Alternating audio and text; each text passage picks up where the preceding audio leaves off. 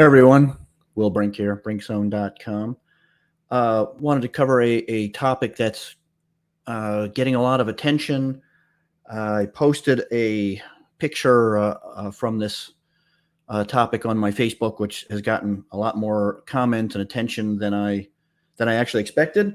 It's a kind of a controversial topic, so I'm going to try to cover it in an objective way. But I think this one might be an important topic, socially speaking. So, a plus size model named Yumi Nu, I believe that's her name, Yumi Nu, was put on the cover of Sports Illustrated. And along with other, Sports Illustrated has a number of different covers that they put different people on. But the one that's getting a lot of attention is Yumi Nu. And I put that on my Facebook page sort of innocently, I guess. And, I just said, what are your thoughts? I didn't give any opinions. I didn't say anything one way or the other about my thoughts on it. And I wanted to let people kind of, I didn't want to steer them in a direction. I wanted, them to have their own opinions. Now, if you're not aware of it, we'll take, I'll put a picture up. I'll go to Sports Illustrated and I'll show you a couple of pictures of Yumi Nu, but it's caused a lot of controversy and a lot of comments. And of course it's caused a lot of friction, as to how people have responded to it. And I'm going to cover some of those. So first, we'll look at a few, but let's just quickly, for those who haven't seen any pictures, not what I'm talking about. Let me bring in that, and then we'll have some comments here, and I'm going to kind of address what I think about the situation here. Okay, so let me. All right, so that is Yumi Nu. That is one of the pictures, and we'll scroll down to some others. That's not the cover. That's more from the photo shoot of her. That's not the actual cover shot, but that's getting all the attention. But I mean, we'll scroll down. But I just want to put a photo up so that people are sort of know what we're talking about. So plus size models, of course, have been getting a lot of attention. So let's start with some of the criticisms Sports Illustrated is getting, and my thoughts here. So one of the quickest and main comments or criticisms that people have been making specific to Sports Illustrated is saying, well, why are they putting a non-athlete on the cover of a sports magazine? And well, that's not really relevant, or at least not relevant to this particular photo. Maybe a lot of people, are just not old enough to remember Sports Illustrated swimsuit issue, but the Sports Illustrated swimsuit issue is, decades old. It used to be an extremely prestigious shot for models. I mean, so if you got the cover shot of Sports Illustrated, this was kind of the making of, supermodels. I mean, you were sort of officially a supermodel, and then some if you were on the cover of the swimsuit issue. And, all the major supermodels of the time were on it. Like I say, it was a really big deal, and the media and the news, who's on the cover this year and all that. So the criticism, I guess, is relevant, but it goes way back. So I think that back in the day, some people were critical. I was. I mean, again, I never read Sports Illustrated because, frankly, I'm just not a big sports person. But again, I would always sort of scratch my head as to why is there a cover on a sports magazine with thin, attractive models? And again, some of those models, like Elliot McPherson, people like that, actually pretty athletic people. I mean, these women had athletic bodies, but some of them didn't. Some of them were just, the Kathy Ireland, very attractive woman, but didn't particularly exude an athletic body. She was just very thin. So the criticism is relevant to the magazine, but not to this particular cover. I mean, they've been putting non-athletes on the cover, of Sports Illustrated in their swimsuit edition forever. So it's not a relevant criticism to this particular issue, right? But so what I think is important, if we're going to talk about this topic in any real sense, I think what is really essential here is to stick to objective comments, objective reasoning, medical science-based discussion here, and really avoid the subjective comments. I think any real comments on her attractiveness or lack thereof, or whether you find her beautiful or you don't find her beautiful or whatever, really are not productive. I don't think there are really any benefit to this discussion at all. People have to realize, for example, again, culturally speaking, there are cultures, and there was even a time in our culture, i.e. Western culture, where she would have been the height of beauty. So I don't think it is all. I don't think it's useful at all. Relevant. I don't think it's beneficial. I mean, to the fight that some people are having, I've seen on my Facebook page and online, whatever, is people going back and forth. Oh, she's beautiful. She's a beautiful woman. What's wrong with you? No, she's not beautiful. She's this, she's that. I'm not even going to say negative terms, and that's irrelevant. It's not really a relevant topic. Vogue actually had a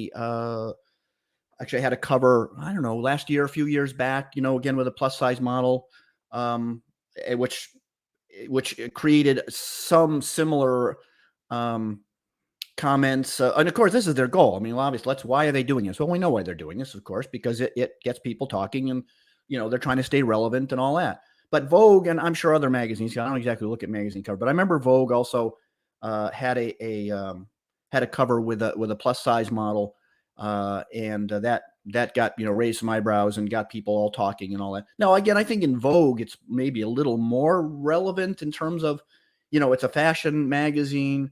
Plus size models are part of the fashion modeling background today, and that's it. I mean, so some people, but I think some people have it seems just added offend, I guess is the right word or not, that they have put this particular model on the cover of Sports Illustrated. And I can see that, but I also think they don't really, maybe again, just all they see is Sports Illustrated. Maybe they don't know much about the history of Sports Illustrated and their swimsuit issues and the fact they've been, putting athletic women, in bathing suits for decades. So I really think what's important to talk about here is objective reality, and the message of this sends than any sort of subjective comments.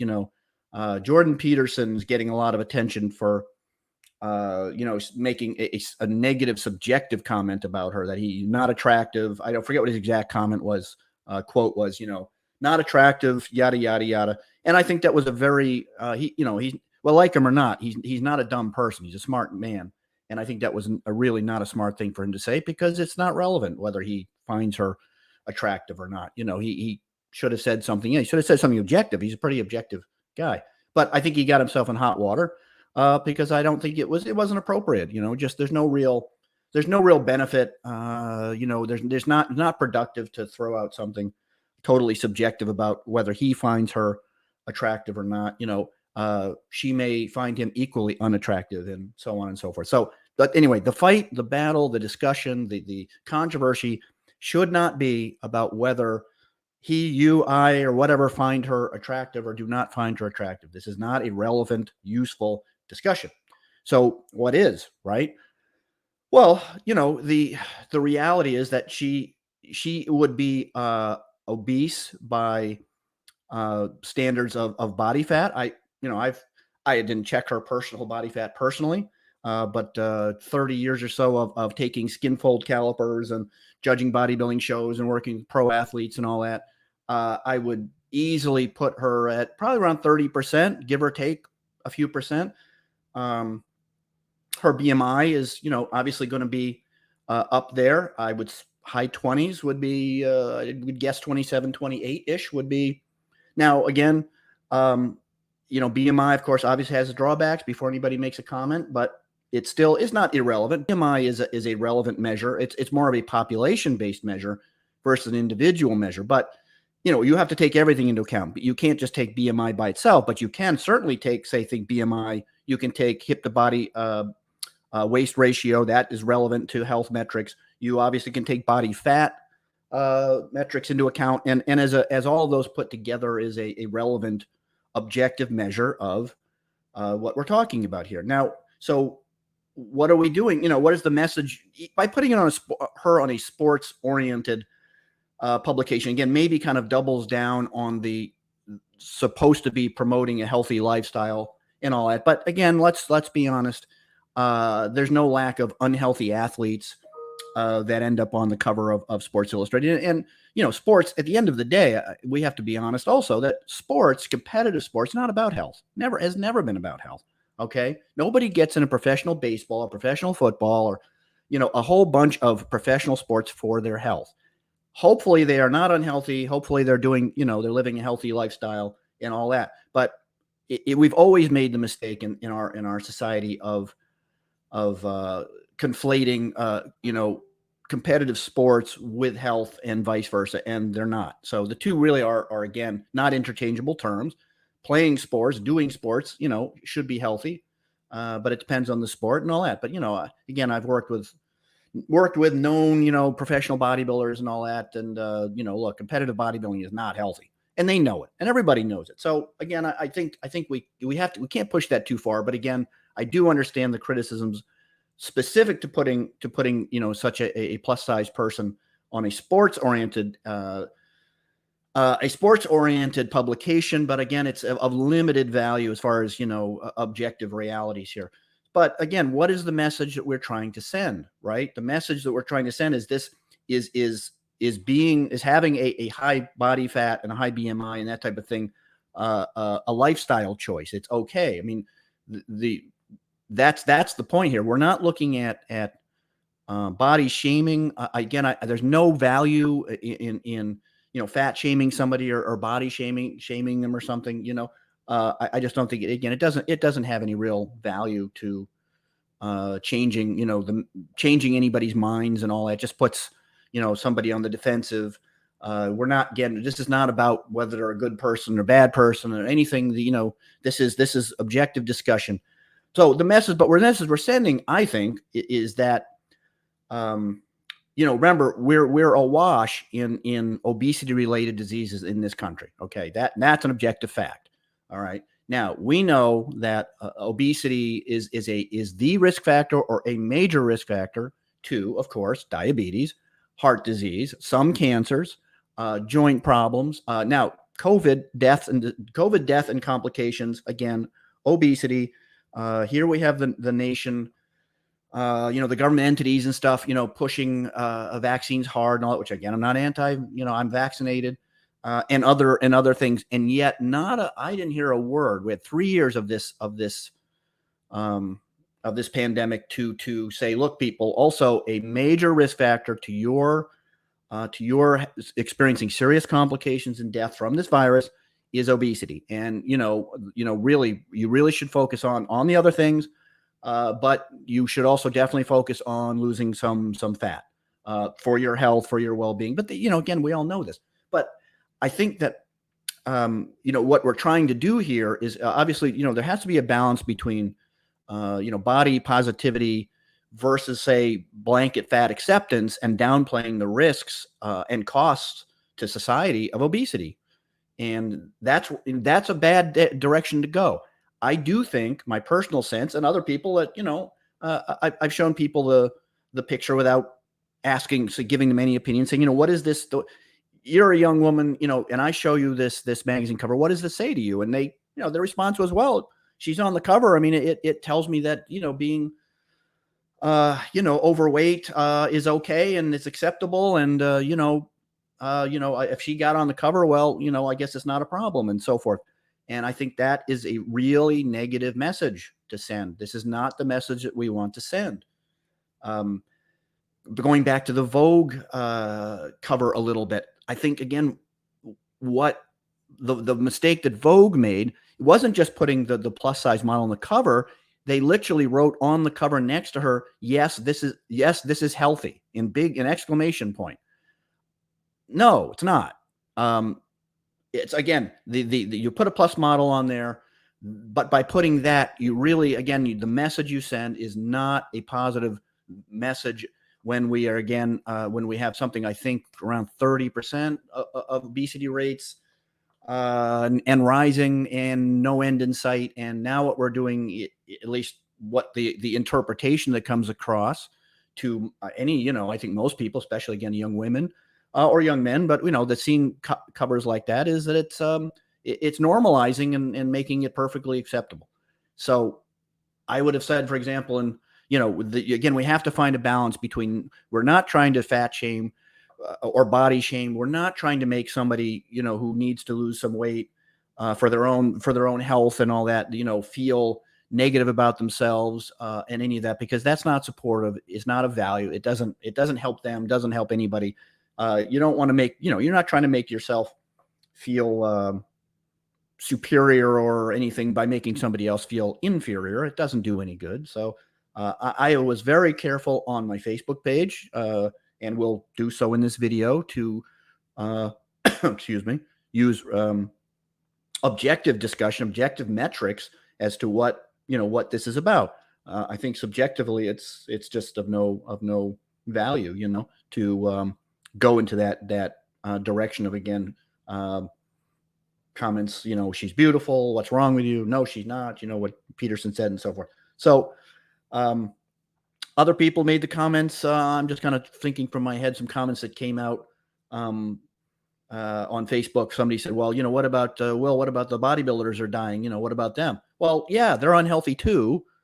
We know that. That's another video for another time. Two, again, the reality is, bodybuilders and other athletes, but bodybuilders that have, or died recently at younger ages, they're not even, 0.0001% of the population.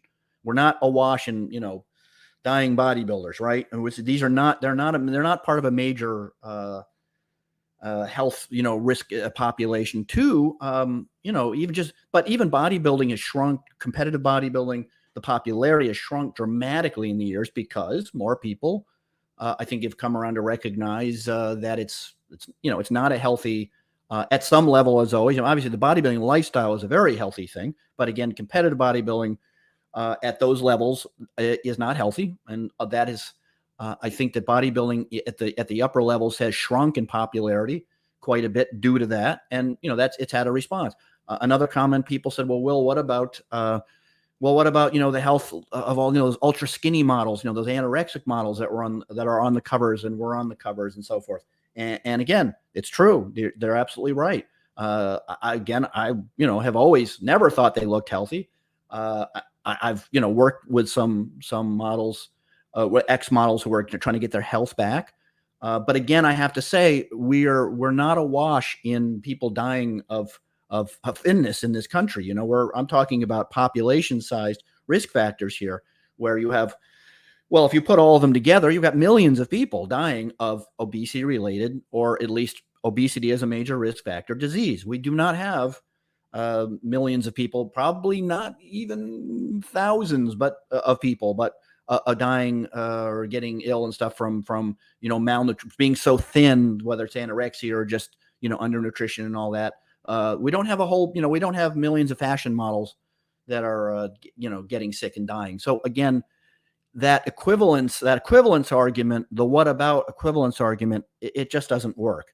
Again, nobody is claiming that massive bodybuilders with 2%, 1% body fat are healthy, because they're not. No one is claiming that ultra skinny fashion models and so forth are healthy, because they're not. But I do think that most people also in the population have recognized that. So I don't think this is not an equivalent argument. Finally, one of the kind of ongoing comments that kept popping up was, well, you don't know what her health is like, Will. You haven't seen her blood work. Again, it's a true comment, but it's not relevant. I don't have to see her blood work, because we're talking about statistics. We're talking about population statistics and risk factors. We're not talking about individuals. You can't apply statistics, population epidemiological statistics to individuals, and that's another video for another time. But you just can't do it, because it doesn't apply. There's always outliers. But you can safely say that we know that people with higher body fat levels, higher BMI, waist to hip ratio, and so forth, are at a higher risk of XYZ. We can say that objectively. We can say it with authority, and we can look at her or somebody else and say that. And we can also say, well, I could look at her blood work now, and it might be fine, but it doesn't mean that she's not going to have. She's a young woman. She doesn't mean that she's not going to have some problems from it in the future. Again, statistically speaking, she will. Hey, maybe she's a genetic marvel and she'll never have problems. Her blood sugar, her cholesterol, her BMI, her blood pressure, And the other thing I would add to that blood thing is that the typical blood panel you're going to see is pretty crude. Sure, maybe again at her age, I don't know, but maybe her blood sugar's fine. But I will tell you that panel, the panels that medical doctors do and stuff are quite crude. I'd want to see her CRP. I'd want to see her IL-6. I'd want to see her TNF alpha. I'd want to see her, of course, her A1C. I'd want to see her hormones and yada and so on and so forth. Now, there's a panel I'd like to see. And you know what? I'd bet money that it would not come back favorable. Again, nobody's perfect. Some of my blood work panels, I'm obviously a little older than her, but honestly, my blood work panels are not always perfect. Genetically, my cholesterol runs a bit high. My father's cholesterol ran a bit high, and so forth. So again, we're not searching for perfection here, but I would just say again, when somebody says, well, you don't know, you haven't seen her blood work, it's not relevant. Again, that is not relevant at all. We could always, we could go down that rabbit hole and, tit for tat as to whose blood work says what. But again, what we can do is look at somebody and assess risk factors to them objectively. And this discussion is about objective measures, objective outcomes, objective risk factors, and so forth.